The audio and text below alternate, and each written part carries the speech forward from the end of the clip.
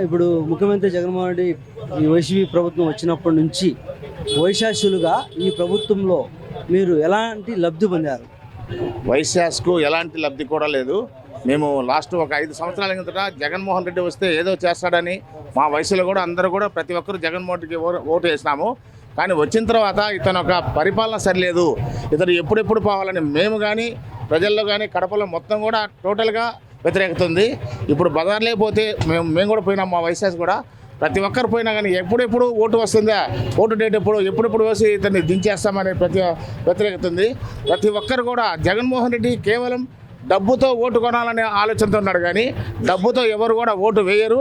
ఈ అభిమానము మా వైశాస్ కూడా ప్రతి ఒక్కరు కూడా ఏదో జగన్మోహన్ రెడ్డి వస్తాడు, ఏదో మంచి ఇండస్ట్రీస్ తెస్తాడు, మా బిడ్డలు కూడా బాగుపడతారనే ఉద్దేశంగా మేమంతా కూడా ఓటు వేసినాము.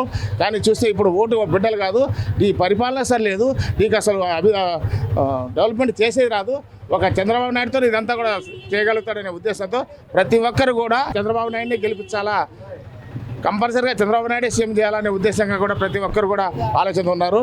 మేము 2-3 రోజుల నుంచి దగ్గర ప్రతి ఒక్క ఇంటికి క్యాన్వాసింగ్ పోతున్నాము. ఎక్కడికి పోయినా మేము చెప్పకముందే అయ్యా మేము తెలుగుదేశానికి వేస్తాము, ఈ జగన్ మాకొద్దు, ఇతను ఒక సైకో, ఇతని పరిపాలన సరిలేదు, పరిపాలన రాదు, ఏదో ఒకటి అది ఇంతకుముందు వచ్చేసి కోడికెత్తి ఇప్పుడు గులకరాయి ఇటువంటివన్నీ సొడ్లు పెట్టి ప్రజల్లోకి సానుభూతి రావాలనుకుంటాడు. కాబట్టి సానుభూతి ఏం లేదు, చేసే వ్యక్తికి ఇప్పుడు కూడా ఓటేస్తారు. ఒక విజన్ అంటే చంద్రబాబు నాయుడు అనేది ప్రజల్లో ప్రతి ఒక్కరికి తెలిసిపోయింది. కంపల్సరీగా ఈసారి కడప కూడా రెడ్డప్ప గారి మాధురెడ్డి గారు గెలుస్తారు. మేమందరం వైశాస్ కూడా అందరూ ఆమెకి సపోర్ట్ చేస్తున్నాము. కంపల్సరీగా మా వైశాస్ గారు అందరూ కూడా కలిసి మాధురెడ్డి గారిని గెలిపించి ఆమెను అసెంబ్లీ పంపిస్తాము. ఆమె కూడా మంత్రి కావాలని మేము ఆలోచిస్తున్నాం. ముఖ్యమంత్రి జగన్మోహన్ రెడ్డి ల్యాండ్ చట్టం కొత్త తెచ్చినాడు, దీనిపై అభిప్రాయం? ఇప్పుడు అన్ని చట్టాలు తెచ్చినాడు, అన్ని చట్టాలన్నీ పనికిరాకుండా పోయినాయి, ఒక్క చట్టం కూడా పనికిరాదు. నవరత్నాలు అన్నాడు, నవరత్నాలు కూడా ఒంటిమిట్ట చెల్లోపోయినాయి అన్నీ. ఇప్పుడు ఏంటంటే ఇప్పుడు ఒక చట్టం తీసుకొచ్చినాడు, ఇళ్ళు మనం 20 లక్షలు పెట్టి మనం కొనింటాము, పట్టా మంది అయితే పట్టా వాళ్ళు తీసుకోవడము, వాళ్ళ జీరాక్స్ మనకియడము, అది లోపల వాళ్ళ కథం చేయడము. ఇదే మాదిరిగా ఒంటిమిట్లో ఒకటి జరిగింది ల్యాండ్ భూమి గురించి. అదంతా లోపల ఈ మామూలుగా పట్టాలు ఇల్లు తీసుకొని ఆన్లైన్ వల్ల జీరాక్స్ వాళ్ళకి ఇచ్చి వాళ్ళు ఆత్మహత్య చేసుకునేంత పని అయిపోయింది. ఇప్పుడు మన కడప నియోజకవర్గంలో జరిగేది ఏంటంటే ఒక సురేష్ బాబు, అమ్జద్ బాషా ఫస్ట్ సారి గెలిచినప్పుడు ఏకగ్రంగా గెలిపించినాము. ఇప్పుడు చూడబోతే వాళ్ళు ఇంట్లో నుంచి బయటకు రాలేదు. ఈ 4 నెలల గతంలో ఆడాడ తిరిగి పోతున్నారు. మన మాధవరెడ్డి మేడము ఈ 4 నెలల్లో వాళ్ళు 5 ఏళ్ళు చేసిన పదవి ఒకటే, ఈ 4 నెలల్లో చేసిన పదవి అయినా ఒకటే. ఈ మాధవరెడ్డి మేడం ఈసారి మన కడప రెడ్డమ్మ మెజార్టీగా గెలుస్తుంది, దాంట్లో ఇబ్బంది లేదు. సైకిల్ గుర్తుకు మన ఓటు. ఎలా ఉంది నా జగన్ పాలన? జగన్ పాలన ప్రభుత్వంలో రాష్ట్రంలో ఎట్లుందంటే చాలా నీచమైన ప్రభుత్వం మాదిరిగా జగన్ ప్రభుత్వం ఉంది. ఎందుకంటే కార్మికులకి పొద్దుడికి చెందింది ₹1 లెక్కలేదు. బిల్డింగ్ సమస్యలో కార్మికులకు చట్టంలో ఉన్న లెక్కలన్నీ జగన్ తీసుకొని పోయి అమ్మఒడి, నాయనఒడి, తల్లిఒడి 18 సంవత్సరాల వాళ్ళకందరికీ డబ్బులు వేస్తాడు. నా ప్రచారంలోకి ఏదో పల్లెలు అంటున్నాడు. చంద్రబాబు నాయుడు అంత బతికిన పథకాలు ఏవి లేవంటున్నాడు. చంద్రబాబు నాయుడు పెట్టిన పథకాలే ఈ పొద్దుడికి నూతి చేసినావు. లేబర్ చట్టం కింద కొన్ని డబ్బులు తీసుకుని పోయి అమ్మఒడి వేసినావు.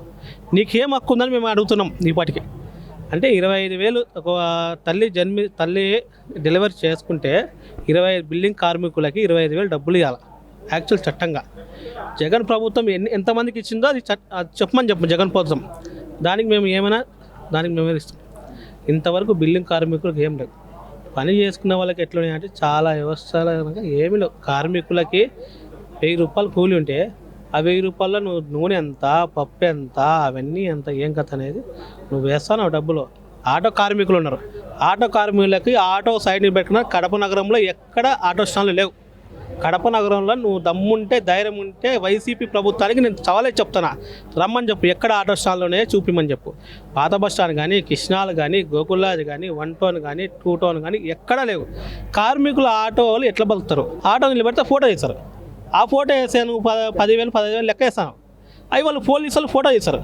ఇప్పుడు ఆటోవాడు బతికేంత, వాడు ఆపితే ఒక 2 ఎక్కలో 3 ఎక్కలో ఎక్కించుకుంటాడు ఆటోవాడు. ఆటోవాన్ని నువ్వు ఆటోవాన్ని లేకుండా వాడిని నిలబెట్టకుండా చేస్తున్నావు. వాడు జీవనం ఎట్లా? కార్మికుల జీవనం ఎట్లా? ఏ జీవనం బతకాల కడపలో? నువ్వు ఏదో వేస్తానో తీసుకుంటారో అంటాను. నువ్వు స్విచ్ బటన్ నొక్కుతావు, ఆ బటన్ వల్ల ఏం లాభం లేదు. నీకు లాభం ఉందేమో కానీ, నీ ఎంఏకి లాభం ఉందేమో కానీ, నీ కార్పొరేటర్కి లాభం ఉందేమో కానీ, ఎక్కడ రాష్ట్రంలో ఎక్కడ ఎవరికి ఎటువంటి రూపాయి లాభం లేదు. నువ్వు కొత్తగా భూ హక్కు చట్టం అనేది తీసుకొచ్చినాడు, దీనిపై నీ అభిప్రాయం? భూ హక్కు చట్టం కింద తీసుకొని వచ్చినారు. నిన్న పులివెందులనే ప్రచారం చేస్తానంటే ఒక రైతు అడిగినాడు, పార్టీ ప్రచారం చేస్తా అంటే భూ చట్టం కాదు, నా భూముల పైన నా హక్కు ఉండాలి కానీ గవర్నమెంట్ పథకం ఉండాలి కానీ నీ మొగుడు పత్తనం ఏందమ్మా అని అడిగినాడు. అది ఏం చట్టం? అది ఎన్నేళ్ళ చట్టం, ఏ ప్రభుత్వం చట్టం, ఎన్ని రాజ్యాంగంలో రాసిన చట్టాలు ఏమున్నా ఏం నీ మొగుడికి ఒక్కరికే చెల్లిస్తాయా? గవర్నమెంట్కి జగన్మోహన్ రెడ్డికి ఒక్కరికి చెల్లిస్తాయా? రాష్ట్రంలో ఏముండాలంటే ఏ పార్టీ అధికారంలో ఉన్నా కానీ గవర్నమెంట్ సింబల్ ఉండాలా. అది రాజ్యాంగం హక్కు. ఇది రాజ్యాంగం హక్కు ప్రకారం గవర్నమెంట్ సింబల్ ఉండాలి, ఏ ప్రభుత్వం సింబల్ ఉండాల్సిన అవసరం లేదు. నువ్వు భూమి చట్టం తీసుకుని వచ్చినావు, నీ ఫోటో పెట్టుకున్నావు ఇక్కడ, అది ఎవరు భూమని? నీ భూమని లేకపోతే వాళ్ళ భూమని? ఎవరు భూమని? ఒరిజినల్ పట్టాల కింద అన్ని భూచరకనం చేసుకొని ఈయన ఫోటో వేసుకుంటాను. ఈయన తీసుకొని పోయి ఎవరికి చాకట్లు పెట్టాలా? రాష్ట్రం మొత్తంలో ఒక్కొక్క తలకాయకి 3 లక్షల అప్పు ఉంది, ఒక్కొక్క మనిషి మీద 3 లక్షల అప్పు ఉంది. అది ఎవరు తీర్చాలి? అది నువ్వు ఏ బటన్ నొక్కుతానో ఏమో, బటన్ నొక్కి చూపిస్తాను. ఇక్కడ ఎంతమందికి అనేది, అది ఎంతమందికి అనేది? ఒక్కొక్క మనిషి మీద 3 లక్షలు అప్పు చేసి పెట్టినాను. అది నెక్స్ట్ ఎవరు తీర్చాలా? నువ్వు తీర్చాలనా? ఎవరు తీర్చాలి? అది మా సొమ్ము తీసుకొని పోయి నువ్వు అప్పు చేయడం ఏంది? మా పన్నులు తీసుకొని పోయి నువ్వు అప్పు చేయడం ఏంది? మా కార్పొరేషన్ లెక్క తీసుకొని పోయి నువ్వు వేయడం ఏంది? మా చెత్త పన్ను మీద నువ్వు అధికారం చెల్లించేది. ఒక్కొక్క వాలంటీర్కి 5,000 లెక్క అంటున్నావు. ఒక్కొక్క వాలంటీర్కి నువ్వు 5,000 లెక్క అన్నప్పుడు కడప నగరంలో 50 డివిజన్లు ఉన్నాయి. 50 డివిజన్లలో ఎంత లెక్క నువ్వు సంపాదించి 50 వాలంటీర్లకు ఇస్తాను? ఏం గవర్నమెంట్ సొమ్మే మీలో వాలంటీర్కి ఇప్పటికి కానీ ఈ చెత్త పన్ను రూపంలోనే 5,000 లెక్క వేస్తున్నాడు. రాష్ట్రం మొత్తంలో, కడప నగరంలో, రాష్ట్రం మొత్తంలో జగన్ ఏం చేస్తానంటే ఈ చెత్త పనులు వసం చేస్తాడు. ఇది వాలంటీర్లకు వేస్తాడు. ఏదో పెత్తనమే ఆయన తలా ఇచ్చి ఏమో ఇరిగేయాలంటే ఆయన ఇంట్లో తెచ్చిపెట్టిన లెక్క ఏం కాదు. ఆయన ఇంట్లో తెచ్చిపెట్టిన లెక్క అయితే మా జగన్మోహన్ రెడ్డి గొప్పోడు, మంచి చేసినాడు, అభివృద్ధి చేసినాము, రాష్ట్రం మొత్తం చేసినాడు అని చెప్పి మనం అనుకోవచ్చు.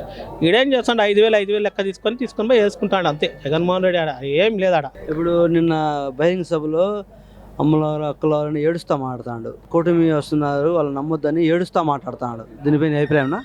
జగన్మోహన్ రెడ్డి ఏడ్చాల్సింది ఎప్పటికైనా. ఒకసారి ఒక రాయి వేసి కొట్టించుకున్నాడు, అది ఊరు కాదు, డమ్మి. ఏదో సానుభూతి చెందాలని ఏం జగన్ వల్ల ఏం లేదు. ఏమంటే అప్పుడు ఏది వాళ్ళ బాబాయిని అధికారంలోకి వచ్చి పెట్టుకుని వాళ్ళ బాబాయిని పెట్టుకుని అధికారంలో వచ్చినాడు. ఇప్పుడు ఏం దొరకలేదు కాబట్టి సిబిఐ ఎంక్వైరీ కడప రాష్ట్రం మొత్తం చెల్లుతుంది కాబట్టి ఇదైతే చెల్లదు. ఇదేదో ఒక రాయి కొట్టించుకుంటే చెల్లుతుందని చెప్పి జగన్మోహన్ రెడ్డి చేసుకుంటున్నాడు. ఆ పప్పులు ఏం ఉడకవు. పబ్లిక్లో మొత్తం ఏందనుకుంటే రాష్ట్రం మొత్తం ఏం కోరుకుంటానంటే రాష్ట్రం మొత్తం టీడీపీ రావాలని కోరుకుంటున్నారు. రాష్ట్రం మొత్తంలో టీడీపీ వస్తుంది, అది పక్కా. దానికి ఉద్యమం ఏం లేదు. కడపలో నగరంలో మాధవరెడ్డి ఖచ్చితంగా గెలుపు అయిపోయింది, దానికైతే ఏం లేదు.